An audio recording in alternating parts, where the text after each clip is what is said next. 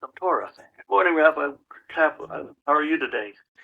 Good morning, Martin. I'm fine, Baruch Hashem. How are you today? Very good, thank you. This is good.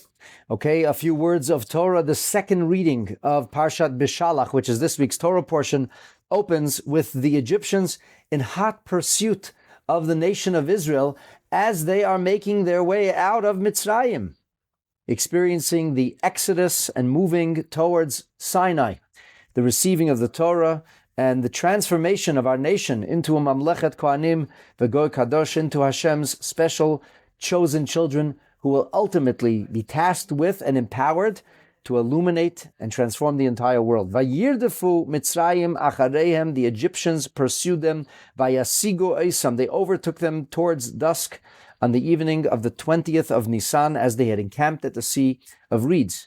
The Torah gives us the precise coordinates next to Piachirot, before the Baal Tzafonin. That has a great deal of meaning in and of itself, which I'm not going to elaborate on right now, because I want to focus on the next verse. Ufaro hikriv, the Pharaoh himself draws nearer. He's at the front lines, just as he has promised. He said, I'm not going to be in the control tower. I am going to be with you. And the Israelites raise their eyes. Vayisu b'nei Yisrael eseneim v'hinei Mitzrayim nosea achareihem. They catch sight of Egypt. This is said in the singular tense. Rashi notes the unusual grammar here.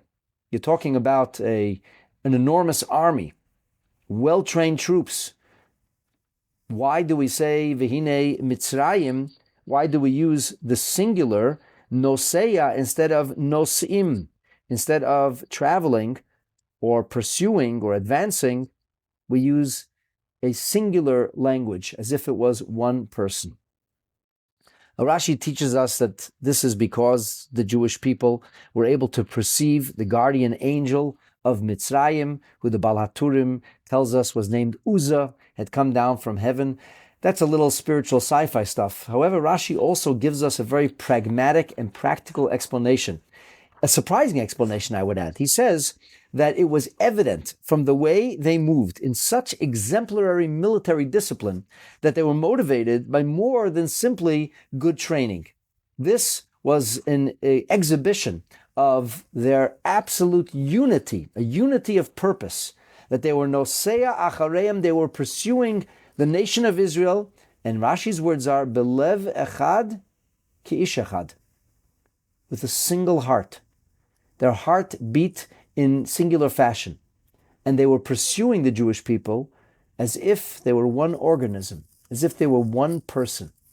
And the obvious question that we have to ask ourselves is, why is it important for us to know that? Why is it important for us to know that they were pursuing the Israelites in singular fashion? I mean, either way, this would have been terrifying. When you are a slave people, untrained in self-defense, you have been raised for generations as a downtrodden, beaten, and oppressed group of people. You don't have the ability to rise up in any kind of meaningful way to defend yourself. For heaven's sake, why would the Torah have to emphasize that they were coming together in unity? And the other interesting question, which I think is maybe not as overt, but to students of Torah is something that might jump out at you. We have very similar words, Martin, in the next Torah portion. Following Bishalach, we have Parshat Yitro. And just as we hear about the Egyptian advance and approach to the Sea of Reeds, in next week's Torah portion, we hear about Am Yisrael's advance and arrival at a mountain called Sinai. And there too, the Torah uses unusual grammar, speaking about the encampment of the Jewish people in singular tense. It doesn't say Vayachanu, it says Vayichan. They didn't encamp as many, they encamped as one. And there Rashi uses very similar terminology. He says Ki ish echad belev echad. They encamped together as a single person, motivated with the same desire, with the same heartfelt care and concern and wish to receive the Torah and become the promised nation, tasked and empowered with illuminating the world. So very similar expression, only in the reverse. When Mitzrayim pursues the Jewish people, they come belev echad ki ish echad. When we come to receive the Torah, we come not with one heart as one person, but as one person with one heart. And the obvious question that we might ask is, what in heaven is the difference? And the answer? The answer is everything. This is a world of difference. The Rebbe once explained to us that when it came to the Egyptian nation, they were united by their hatred of the Jewish people. They had no other common cause. These were selfish individuals. These were individuals who would fight amongst themselves. The only reason that they were able to be so united, the only reason they were able to function in such perfect discipline is because they shared the same vehement hatred of the Jewish people. Belev echad. It was their hearts that were filled with hatred that enabled them to function ki ish echad, as a single organism, as if one person.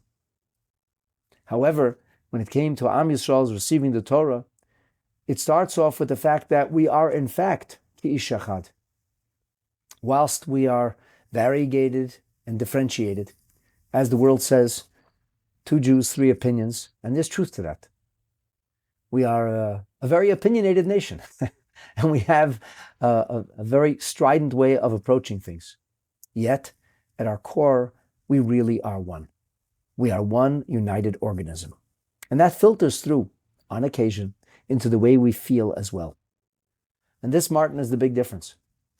I think we need to know that when we see our enemies united against us, as unfortunately we are seeing, we have to remember that really it is only their hatred that unites them. And how sad and sorry it is for people to find unison only in hatred of a common enemy. It is only the horrible emotion of hate that is able to unite them.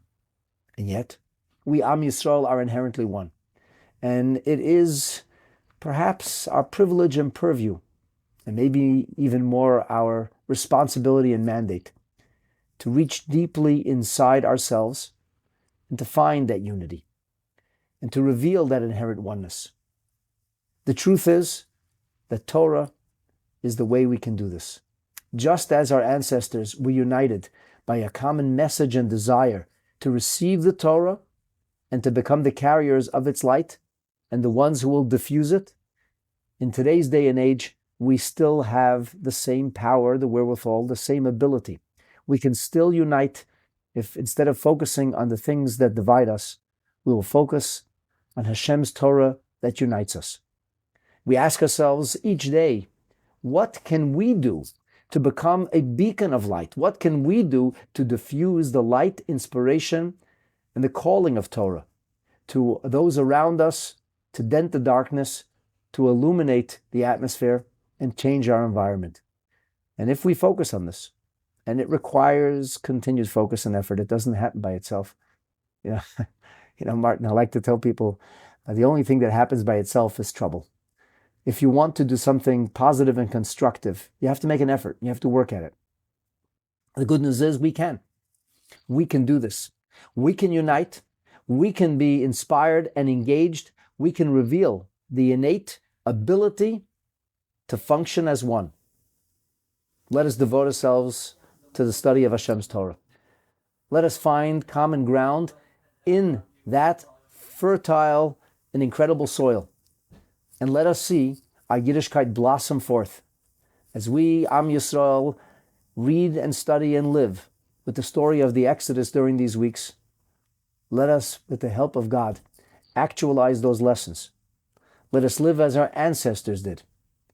And let us be privileged, Be'ezrat Hashem, to receive the blessings they received in their time, in our time. As they were redeemed, we will be redeemed.